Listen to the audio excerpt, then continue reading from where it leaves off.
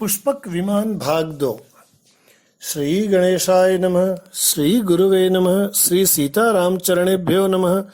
नारायण हरि। हम लोगों ने प्रथम भाग में पुष्पक विमान के विषय में बहुत कुछ जाना। आइए अब इस बहुचर्चित पुष्पक विमान के विषय में विशिष्ट रूप से जानते हैं। इसमें सर्वश्रेष्ठ विमानों के सभी खूबियों के अलावा एक अनोखी बात यह भी थी कि इसमें कभी जगह की कमी नहीं पड़ती थी। चाहे जितने लोग भी उसमें बैठ जाएं, चाहे जो कुछ भी रख दिया जाए, कुछ और को ले लेने की जगह उसमें बची ही रहती थी। वैसे ही जैसे किसी गरीब के दिल में जगह होने से लोग उसके आतिथ्य से उतना संतुष्ट हो जाते हैं जितना कई बार धनिकों के यहाँ भी नहीं। यह विमान सुन एवं समझ भी सकता था एवं इसमें दिल भी होता था, जिससे इसे सुख दुख की भी अनुभूति होती थी। यह आप पहले भाग में जान चुके हैं। आनंद रामायण के यात्रा कांड के पंचम सर्ग में तीर्थ यात्रा में प्रयुक्त अयोध्यापुरी के पुष्पक विमान के विस्तार से लिखा गया है। उसके पहले कुबेर के अलकापुरी वाले पुष्पक विमान में सवार हुए लोगों के विषय में जानकर उसके क्षमता के विषय में हम लोग प्रवेश करते हैं। अयोध्या को लौटते समय कुबेर वाले पुष्पक विमान में समस्त बंदरों के साथ श्री राम व जानकी विराजे। जो बंदर अपने घर जाना चाहे उनको नहीं रोका गया। श्री रामचरितमानस जी में लिखा है, अतिशय प्रीति देखी रघुराई, लीने सकल विमान चढ़ाई। लंका कांड का 118वें दोहे के बाद का पहला चौपाई। दारुक सारथी अपने रथ समेत उस पर सवार हुआ। दारुक का रथ सुनकर आपको आश्चर्य हो रहा होगा, क्योंकि विख्यात है कि राम के पास मातली सारथी वाला रथ था, जैसा मानस जी में लिखा है।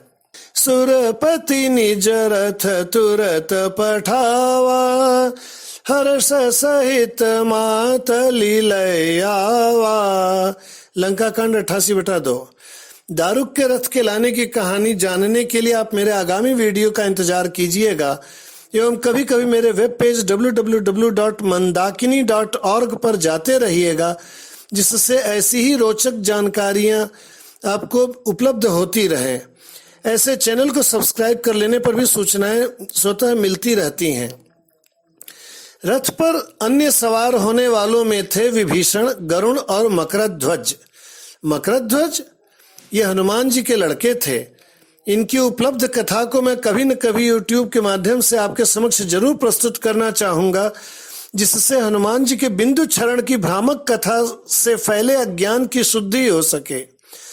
इनकी मूर्ति मुझे काशी जी के 84 कोस की यात्रा करते समय एक विशाल तालाब के किनारे मिली थी, जिसका उल्लेख मैंने अपनी पुस्तक मोक्षदायिनी काशी के द्वितीय पुष्प, जिसमें गाड़ी से की जा सकने वाली काशी के 84 कोस की यात्रा का वर्णन किया गया है, उसमें किया है।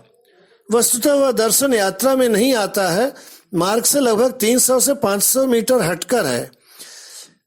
वैसे ही जैसे मैंने अपने प्रथम पुष्प में पंचकोसी यात्रा के साथ साथ आसपास में होने वाले दर्शनों का भी जिक्र किया है, उसी तरह से 84 कोस की यात्रा में भी मैंने मकरध्वज का जिक्र किया है अपनी पुस्तक मोक्षदायिनी काशी में। पुष्पक विमान पर सवार सीता जी के आग्रह पर राम ने उसे पुनः जमीन पर उतारकर त्रिजटा एवं शर्मा को बैठा लिया। सीता ने अपनी मुंह बोली माता को सुख आने पर भुलवाया नहीं। माँ, जी हाँ माँ। देखिए तुलसीदास जी के शब्दों में सुंदरकांड में क्या लिखा है, त्रिजटासन बोली कर जोरी, मातु विपति संगिनी तै मोरी। 11/1। त्रिष्टा को सीता ने राम से क्या क्या वरदान दिलवाया, वह सभी धार्मिक व्यक्तियों को जानना अति आवश्यक है, जिससे उनको पता चल सके कि उनको अपने पूजा का फल क्यों नहीं मिल पाता है। इस तरह की तमाम जानकारियों को मैंने सन 1998 में छपवाकर लगभग 900 प्रतियां मुफ्त में वितरित किया था। पुस्तिका का नाम था पूजा पाठ करने वालों सावधान। प्रभु ने चाहा तो उसे और परिवर्धित करके पुनः छपवाऊंगा। फिलहाल त्रिजटा और शर्मा की कथा जानने के लिए आप मेरे YouTube को सब्सक्राइब किए रहिए, जिससे वे आपसे छूटने न पावें। संक्षेप में, शर्मा एक अप्सरा थीं जिन्हें जबरदस्ती विभीषण की पत्नी बनाया गया था, एवं त्रिजटा उन दोनों की पुत्री। धनुष कोडी के पास जहां दंडपाणी राम की मूर्ति है, वहीं पर संपाति से जटायु तीर्थ की स्थापना करवाकर राम ने संपाति को भी विमान में बैठा लिया। किष्किंधा में विमान को रोककर सुग्रीव एवं अन्य वानरों की स्त्रियों को विमान में बैठाया गया। प्रयागराज में भरद्वाज ऋषि के आश्रम पर उतरकर राम ने भरत के यहाँ हनुमान को भेजा एवं सुरसरी के उस पार जाकर श्रृंगवेरपुर में निषाद राज को विमान में बैठाया। इतने लोगों के साथ प्रभु पुष्पक विमान से अयोध्या पधारे और पुष्पक को आदेश दिए कि तुम कुबेर के पास सदा के लिए चले जाओ। अब अयोध्या के पुष्पक विमान की क्षमता को समझने का प्रयास किया जाता है। भगवान श्री रामचंद्र जी की भावना में एक बात कूट कूट कर भरी थी, सबका साथ। उनके सफलता का राज था उनकी वह भावना जिसके चलते वे हर जगह सबको साथ लेकर चलते थे। एक बार जो उनके जीवन में आ गया, उसका साथ उन्होंने छोड़ा ही नहीं। जैसा हमने अभी देखा कि अयोध्या में होने वाले उत्सव में शामिल होने के लिए पुष्पक विमान में उन्होंने अपने प्रत्येक सहयोगी को बैठा लिया, वह चाहे बंदर थे चाहे बनरिया, अधम से अधम पक्षी या अस्पृश्य समझे जाने वाले निषाद, और तो राक्षसियां भी साथ में आईं। इसी प्रकार जब उन्हें जीवन के मूल्यों को समझाने की इच्छा हुई तो उन्होंने राजमहल में केवल अपने लोगों को ही नहीं सिखाया, अपितु उन्होंने संपूर्ण पुरवासियों को बुलाया एवं ज्ञान दिया। देखे मानस जी में क्या लिखा है। एक बार रघुनाथ बुलाए, गुरु द्विजपुर बासी सब आए। उत्तरकांड 42/1। बैठे गुरु मुनि और द्विज सज्जन, बोले बचन भगत भव भंजन, सुनहु सकल पुरजन मम बानी, कौन कछु ममता और आनी। ध्यान दीजिएगा कि उन्होंने जीवन का सार बताया, परंतु किसी पर उसे थोपा नहीं। उल्टे सभी को यह अधिकार दिया कि जो चाहे उनकी बात को काटकर अपनी बात कह सकता है। ऐसा था उस राजा का प्रजातंत्र, जिस कारण हम आज भी उन्हें राजा मानते हैं। बोलिए श्री राजा रामचंद्र की जय। राम जी बोले, जो अनीति कछु भाखाऊं भाई, तो मोहि बर जहु भय बिसराई। उत्तरकांड 42/6। तो वे राम जब तीर्थयात्रा पर जाने को उद्यत हुए तो वे अकेले कैसे जा सकते थे, और राजा थे तो पैदल तो जाना नहीं था। अतः उन्होंने पुष्पक विमान से जाने का विचार किया एवं पुष्पक विमान को जाकर उद्बुद्ध किया। वे बोले, तुम्हारे में अपार शक्ति है, अतः तुम अपने बल के अनुसार विस्तृत बनो। यात्रा के समय समस्त ऊंट, घोड़े, रथ और हाथी समेत सभी लोग तुम्हारे अंदर वास करेंगे। तुम ऐसा कर सकते हो क्योंकि ऐसी शक्ति मैंने तुम्हें दी है, इसमें कोई संशय नहीं है। श्री रामचंद्र जी के इन वचनों को सुनकर विमान ने अपना आकार बड़ा किया एवं 10 योजन लंबा व 2 योजन ऊंचा हो गया, अर्थात 120 किलोमीटर लंबा एवं 24 किलोमीटर ऊंचा। उस विमान ने स्वयं ही 100 अट्टालिकाएं तैयार कर दी, जो हर तरह से सुसज्जित थीं। पर्दे लगे थे एवं दरवाजों पर कांच लगे थे। साउंड प्रूफ कमरे थे, रत्न जटित सीढ़ियां थीं, सैकड़ों फव्वारे थे व अनेकों बाग। उन बागों में पक्षी आकर कलरव करने लगे। वह विमान सर्वविध साधनों से संपन्न हो गया। मुझे यह बात बहुत स्पष्ट नहीं हो पाया है कि अगल बगल खड़ी 100 मीनारें थीं या एक ही मीनार में 100 मंजिल।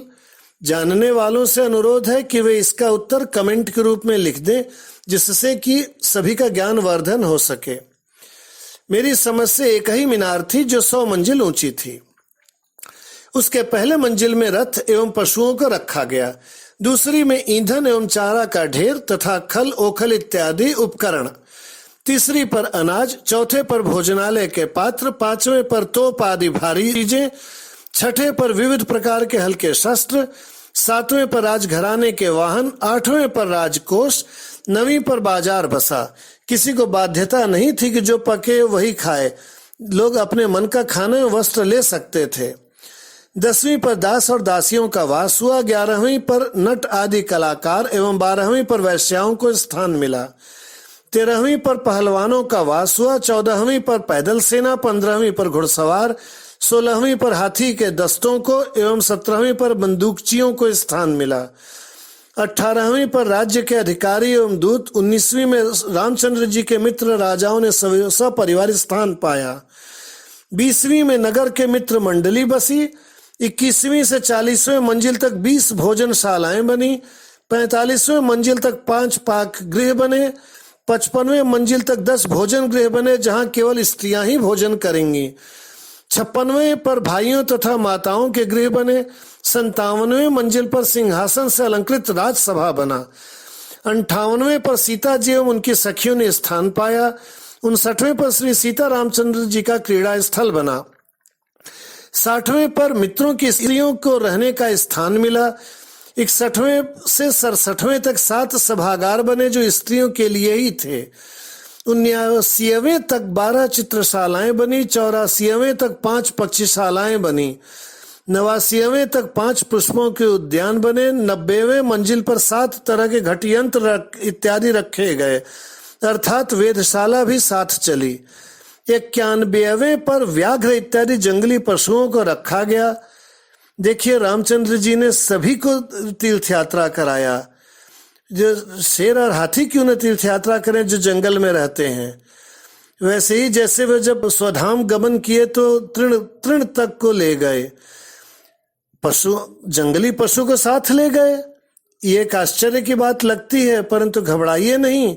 राम राज्य के लिए कहा गया है कि बैर न कर काहू सन कोई, राम प्रताप विषमता खोई।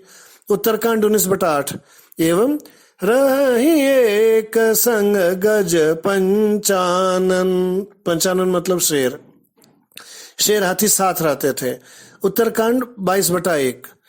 92वें पर अग्निहोत्र गृह था। 93वें पर शिवालय था। 94वें पर विप्रशाला। 95वें पर विद्यार्थीशाला, यानी विद्यार्थियों की पढ़ाई नष्ट न हो, यानी विद्यार्थी पढ़ते रहेंगे। 96वें पर सन्यासी शाला। 97वें पर वाद्यशाला। 98वें पर जल यंत्रादि युक्त जलशाला एवं 99वें पर गीले वस्त्रों को सुखाने का स्थान था। 100वें पर क्या था यह तो नहीं लिखा है, परंतु इतने ऊपर स्थित कलश पर ध्वजा फहराने के लिए आवश्यक वस्तुएं यथा सीढ़ी, रस्सी, झंडे इत्यादि रखे जाते रहे होंगे, जैसा कि आप पुरी के जगन्नाथ मंदिर में देख सकते हैं। औषधालय का भी कहीं वर्णन नहीं है। हो सकता है कि वह भी यहाँ रहा हो। मानस जी में तो लिखा है कि राम राज्य में सभी स्वस्थ, सुंदर एवं निरोगी थे, सब सुंदर, सब बिरुज शरीरा, अतः चिकित्सालय नहीं होते रहे होंगे। परंतु संभव है कि कुछ बूढ़े बुजुर्ग एहतियातन दवाखाना भी चुपके से बनवाना उचित समझते रहे हों एवं राम जी सब जानते हुए भी अनजान से बने रहना उचित समझते रहे हों, इसलिए उन्होंने वर्णनकर्ता को छत पर जाने से मना कर दिया हो। इसलिए उस एक मंजिल में क्या था वह लिखा नहीं गया होगा। आशा है यह सब बातें आपको पुष्पक विमान के वैभव के विषय में जानने में कुछ मदद कर पाए होंगे। इसमें इतना ही नहीं, मार्ग में जिसे जो पसंद आया उसने उसे भी इस पर ले लिया। यथा रामचंद्र जी ने प्रयागराज में त्रिवेणी की पूजा करके विमान में हजारों घट गंगा जल रखवा लिए। यदि आपको मेरी जानकारी पसंद आई हो तो कृपया लाइक एवं अपने परिचितों को शेयर करना मत भूलिएगा। आपको क्या अच्छा लगता है यह जानने का अधिकार आपके परिचितों को भी है।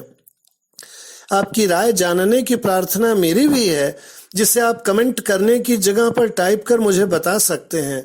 आपके सुझाव मेरे लिए बहुमूल्य होते हैं, जिनके आधार पर मैं अपने भविष्य की योजनाओं को बनाता हूँ। अतः कृपया विस्तृत सुझाव देना न भूलिएगा। यदि आपने इसका प्रथम भाग न देखा हो तो उसे जरूर देखिएगा, क्योंकि उससे आपको अपने सांस्कृतिक धरोहर की जानकारी होगी जो आपके स्वाभिमान को बढ़ाएगा। अपने संस्कृति को जाने, स्वाभिमानी बने। जय जय श्री सीताराम।